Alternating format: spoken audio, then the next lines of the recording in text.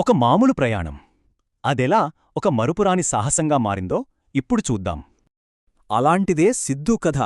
అసలు తన ప్రయాణంలో ఏం జరిగిందో తెలుసుకుందాం. కథ మొదలైంది ఇక్కడ. సిద్ధూ వాళ్ల నాన్నతో కలిసి పల్లెటూరి నుండి బయల్దేరాడు. చాలా ఉత్సాహంగా ఉన్నాడు, ఎందుకంటే మామయ్య ఇంటికి వెళ్తున్నాడు కదా. కాని వాళ్ల ప్రయాణం అనుకున్నంత సాఫీగా సాగలేదు. ఒక ఊహించని అడ్డంగి వచ్చింది. బస్సు టైరు ఒక్కసారిగా ష్ ష్ మని పేలిపోయింది. అంతే, బస్సు ఆగిపోయింది.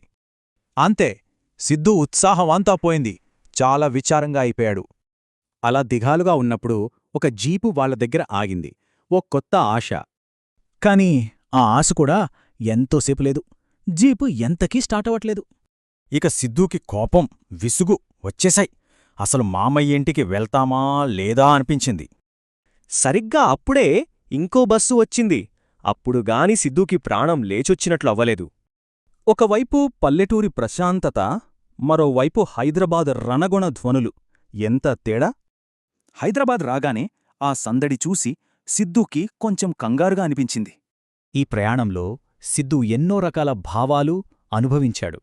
ఒక రోలర్ కోస్టర్ రైడ్ లాగా అన్నమాట. ఇన్ని అడ్డంకులు దాటుకుని చివరికి అనుకున్నట్టే మావయ్య ఇంటికి చేరుకున్నారు. ఇంటి లోపలికి వెళ్ళగానే తనకోసం ఒక మంచి సర్ప్రైజ్ ఎదురుచొస్తుంది.